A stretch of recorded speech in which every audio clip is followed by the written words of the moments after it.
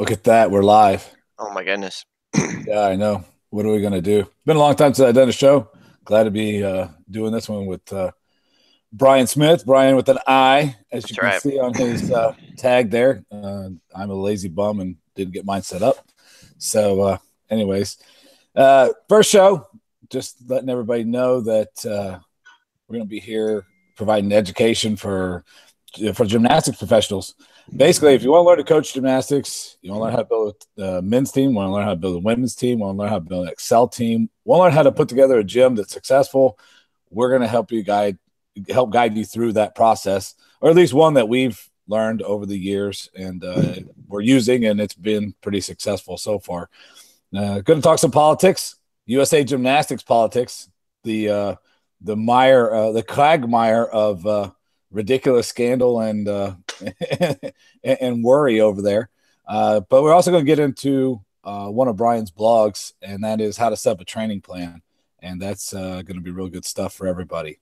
But, Bryan, March 1st was the first time that I have seen anything from Carrie Perry, the new CEO and president, I guess, of USA Gymnastics. And to tell you the truth, I think it was you that made the comment, hey, they laid $1 short. Mm-hmm. But you want to talk about an unenthusiastic video?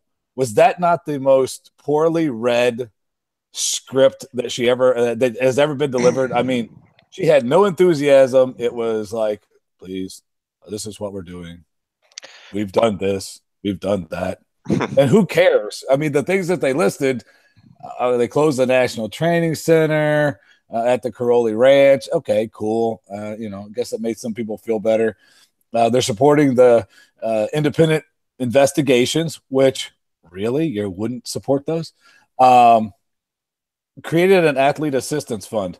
At this point in time, do you or anyone you know want to give money to USA Gymnastics? Well, with that, I think it's funny is they're asking for donations to help fund all this stuff for problems that they created. It's like, they started a fire in my house and now I want people to pay for it. It's just insane in my opinion. I don't know if people are even donating money.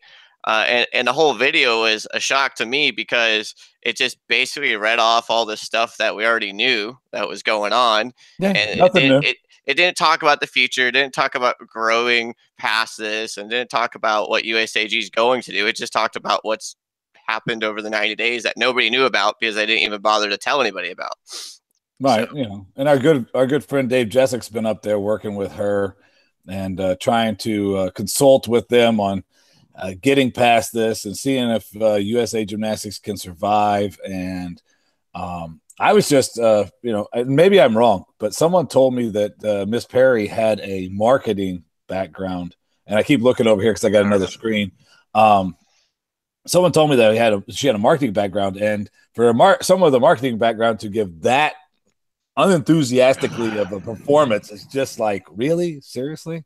I mean, if you're the president, you got to come out and change the narrative, and the narrative hasn't been changed, in my opinion. Well, one of my thing is the word empowerment is being used a whole lot. Hey, they did. They empowered people to do bad things. They enabled people to sweep things under the rug. They empowered people a lot, man. That's pretty good. And most of them all still have jobs. Yeah. Well, the word empowerment's coming out, and they haven't put like a true definition of what they're trying to empower. It's just kind of been a buzzword. And, and in this society, you throw out a few buzzwords, you stick behind it, and everybody tends to follow it. But I don't think empowering is kind of the word that we need to be used here. I think we need to be focused on growth. I think we need to be focused on not our elite team. Well, I put out a blog, and it was where heroes emerge and leaders are forged. Yeah. And I think right now, USA Gymnastics, the sport of gymnastics, we need a hero. We do. We need somebody to champion the sport, change the narrative, bring us back, unite us all under one banner. And maybe they won't be the leader, but maybe they'll help identify who can lead us into the next generation, because tell you the truth, the old guard, hey, we appreciate you. We thank you. You got us into a ditch, and we don't know if we can get a big enough 4-wheel drive to pull us out. But hey, thanks a lot. Time to go.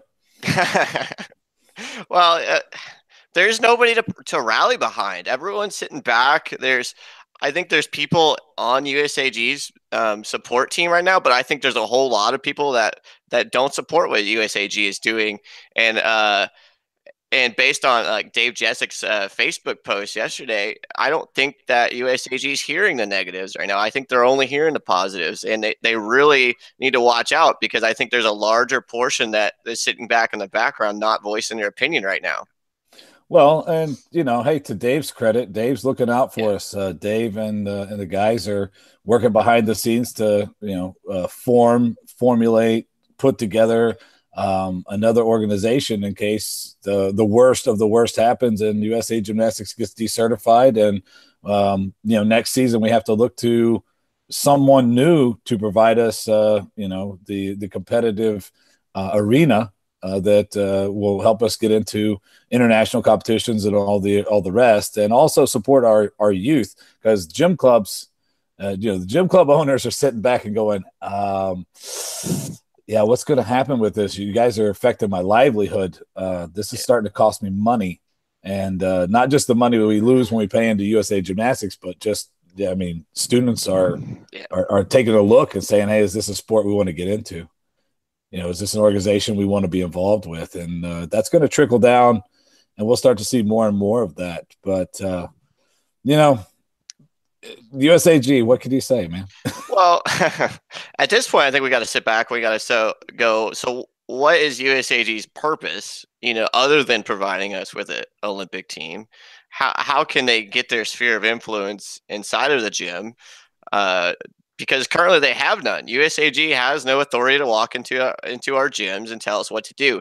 They, once we're on the competition floor, they can tell us where to stand and what policies we have to follow, but they can't walk over and say, "Hey, I don't like what you're doing with this athlete. You need to change." That's just not how this program is, how this sport is built. We're all individual gym clubs, and currently USAG is outside of the gym club. They have very little options to enforce their policies other than saying, well, you can no longer compete USAG. You're no longer a USAG member club program, and which we've actually seen them do. I think there was a gym in Colorado that they withdrew their member club affiliation. Right. And even then, other than having that banner, which, by the way, I think we now have to pay additional money for to hang inside of our gym, we lawyers really don't have a need. Legal advice ain't cheap. And do you want your gym to have a USAG banner sitting out front with all this bad media going on? Yeah, not sure. I really, it's something that we've discussed. It's a lot of mixed opinions, especially when USAG started overstepping their bounds and telling people who could and who couldn't sit on the board and all this kind of stuff. Really, just kind of shady, sketchy stuff. Kind of even going against their own bylaws. So we got a lot of things. But you make a good point. What purpose does USA Gymnastics really serve? And then looking forward, if we have to go with either a new organization or that the Dave and the gang are putting together, or we getting behind an organization that's already formed and we're with them for a period of time, what purpose are they going to serve? What are they going to do for us? Well, any organization that's going to get backing from member club programs is all going to be about two things. It's going to be about education, because we need to educate our members and we need a standard of education in the sport. And the second thing that we're going to need is we're going to need an organization that focuses on growth. And I don't think 90% of the decisions that USAG is making right now is focusing on growth. And that's what that's what member club programs want inside of their business. They have to grow, they have to expand, and USAG, for whatever reason, tends to focus on that top 5-10% of athletes, which sadly is only, there's more regions out there than there are Olympic gymnasts every quadrennium. True. Like if you get one gymnast from each region, that's insane. That's like 6 states a region.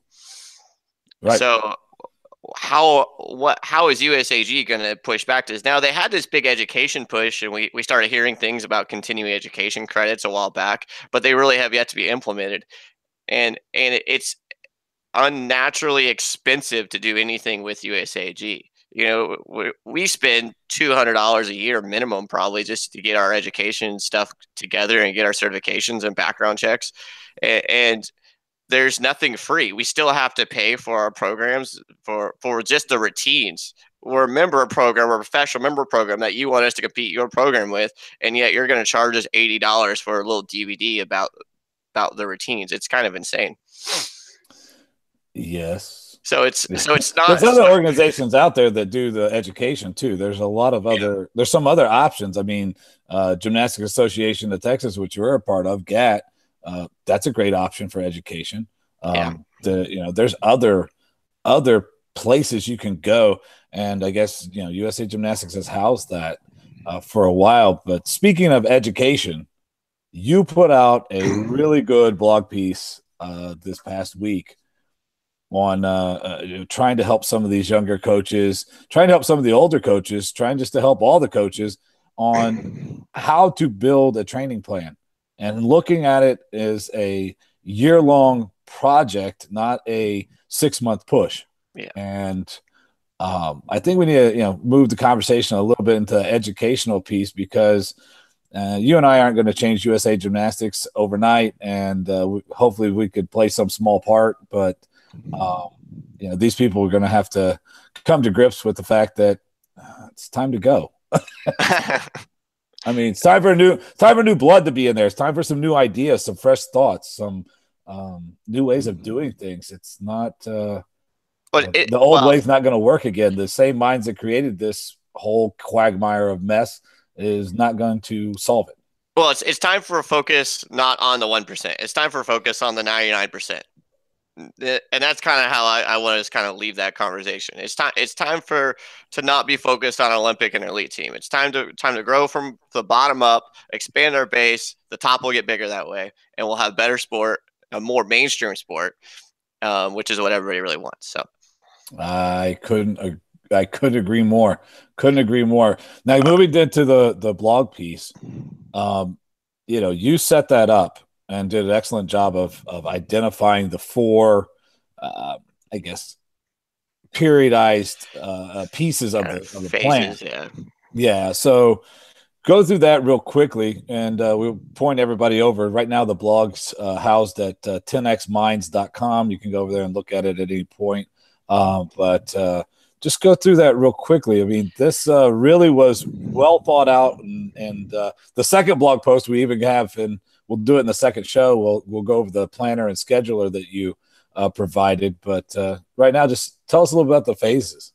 Okay, so I identified 4 main phases. I think people can overcomplicate it, and they make it a little bit too complicated, and that just makes it so people don't want to do their planning. So 4 main phases. So you have your skill development phase, which is the right after your season ends. So you're going into a brand new season. You're spending all this time developing skills. That's basically it, and then you move on to your preseason phase. This is whenever you're going to start your short combinations, or 2 or 3 skill set pairs, and then you're going to do your half sets or your long combinations, and then you're going to eventually start your full set. So basically you're going to start, I think that ends about 18 weeks out, so about 3 months out, and it's going to go all the way up until your first meet.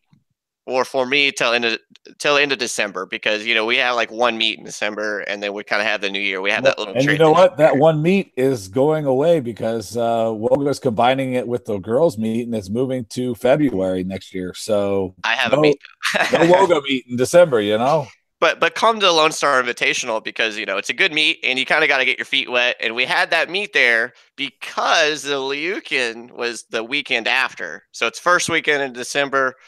Come to our meet. It's a lot of fun. It's a really short meet. We've had about 200 athletes last year, and it was a lot of fun. Anyway, let's see if we can get that to like 500 athletes, and that's people, because December that weekend, the Liukin kind of set a precedence for that. And then now that they've walked out, you've walked in, and this sounds like a good opportunity, because I know that I personally, as a coach, like to have that That preseason meet, yeah. Yeah, and It's in that phase of my training plan, mhm. with doing the half sets, even if they go and they compete the routine with the full, Yeah. just so I can get in front of a judge and kind of see where they're at with the sequence itself, and then come back in Yeah. January, around the Ricky DC meet, or one of those in there, and see where I'm really at by putting all the routines together fully. But Yeah, that's go a and do a great basic meet. set and have fun. Right. Well, we had the Judges Cup, and the Judges Cup were like near Thanksgiving, and those have kind of died out. They haven't been very popular. I think they've canceled them a few over the last year. But the Lucan's been strong, and I think I think they might have made a good decision pushing it because it was super early. It was Yep. really early to keep these guys in that level of sets. Right. So the when we get into that preseason meet, after that, what is the last two phases? Because the last two phases is like your competitive phase and then the championship phase. Okay, so I count right after preseason, so we're talking like beginning of January, all the way up until basically 2 weeks ago. Is your invitational uh, whole phase. And that's there just to get your feet wet in competition, to continue developing routines. I think a lot of people stop developing routines after the preseason. They just kind of get in this mindless drone of let's do routine, let's do a half set here, and they stop developing skills. So I made sure that I set up a phase inside my planning so that I don't stop developing skills during the middle of the year, because it's important that the parents know and optional, especially new optionals, know that you're always constantly developing skills, and you need to be able to add those into routines once you reach a certain level of mastery. So I make sure to mark that out and make sure all my parents, my athletes know that during this phase, you're going to go to a meet and you're going to add this skill in there. Yeah, you might fall. Yeah, you might mess it up, but that's part of the sport and that's part of this phase that we're in.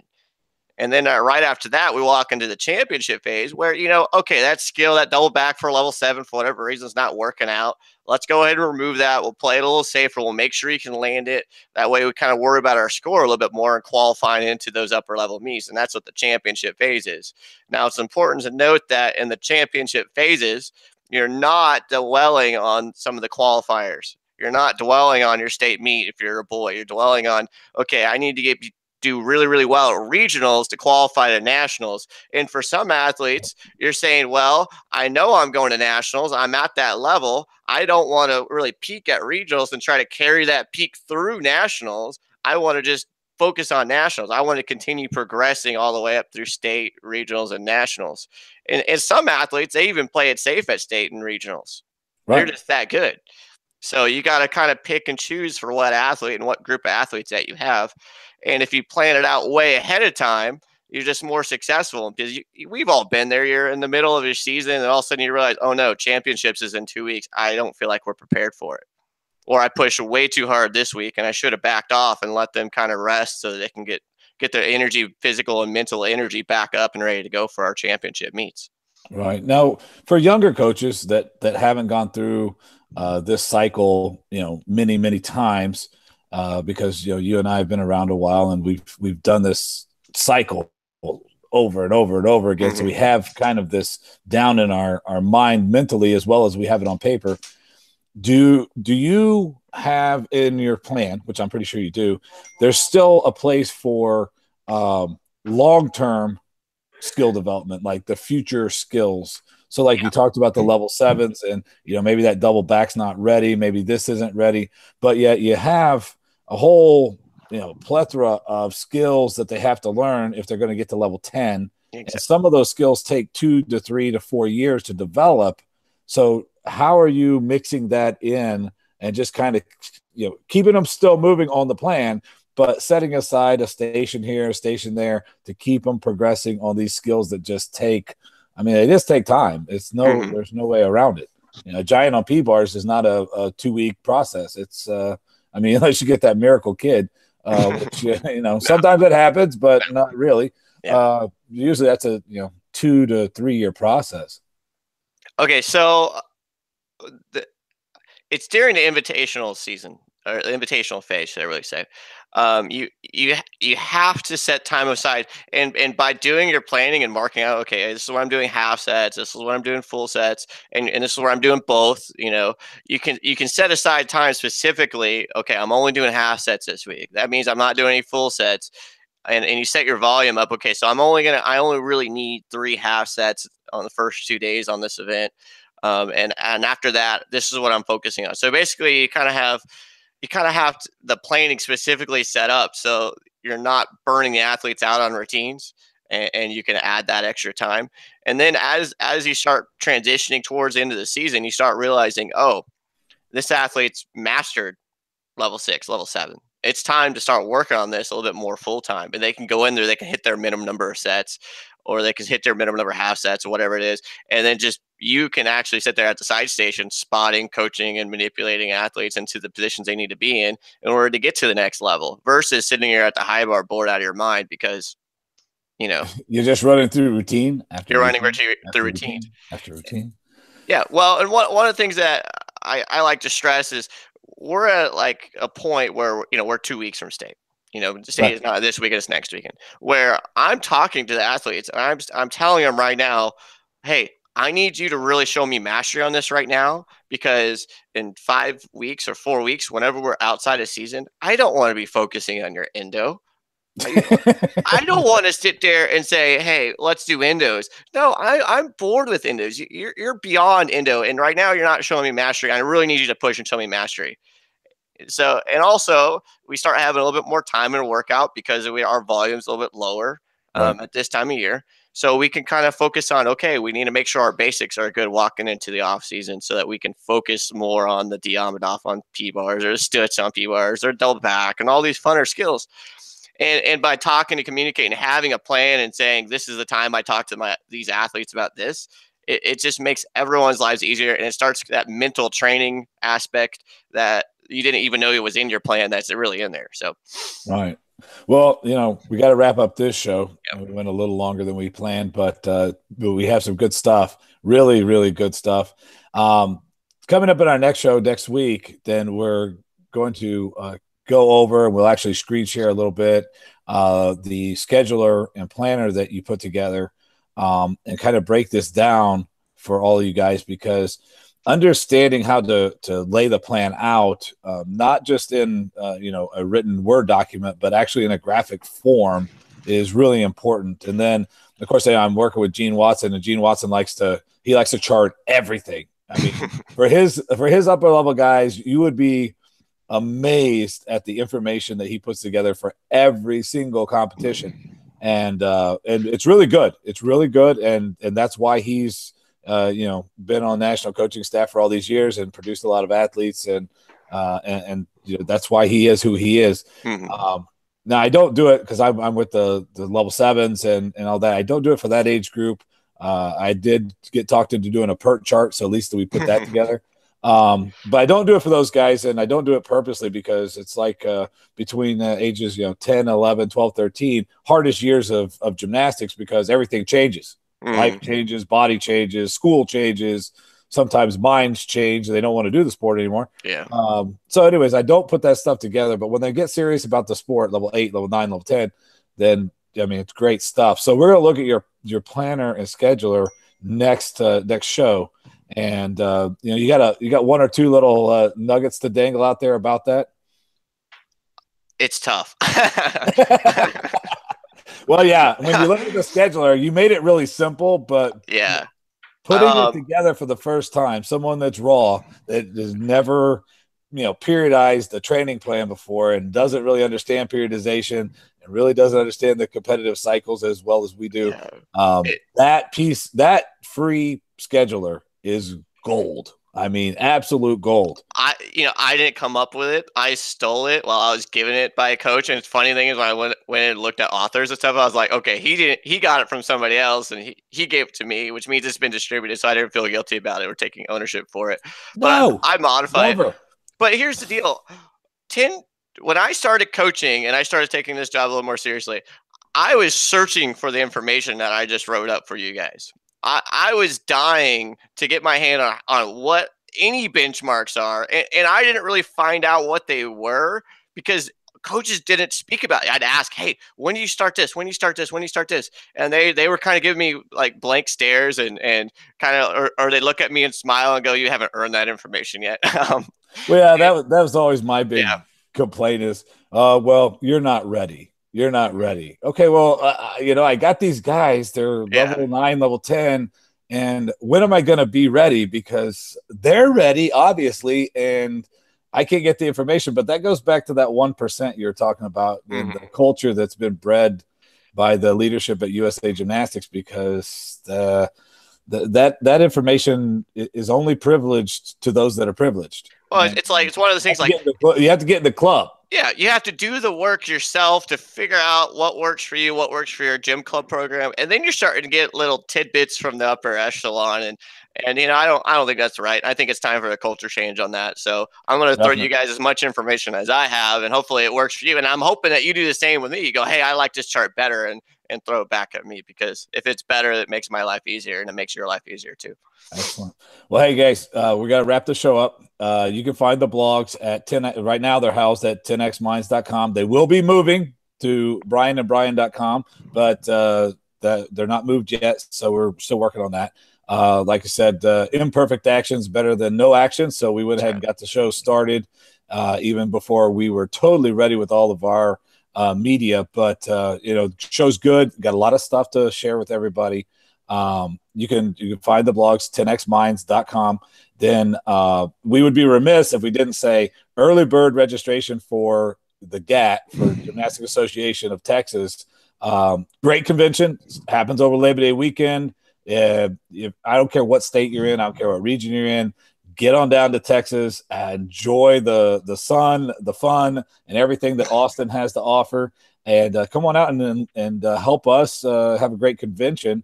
You'll learn a lot, you'll meet a lot of good folks, and food around Austin is fantastic. The atmosphere and ambiance of Austin is phenomenal. So come on out. Make sure you go over to it's gatx.org.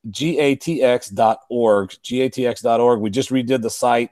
Go over there, get the early bird registration. Come on down and see us in September. Bryan, you got anything to close us out? Come to GAT. It's a lot of fun. Come early. You can go to 6th Street. There's a whole lot of things. There's Esther's Follies down there. That's a lot of fun. Expect the next section of the blog. It's a 4-section blog on the lesson planning.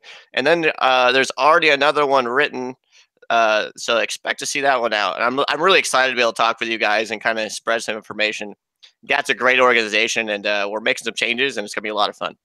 Now, just to dangle a little carrot for all you guys, we've also working really hard to put together a full training plan for you guys. I don't know. I say full, it'll be video and the whole 9 yards, workbooks, the whole thing.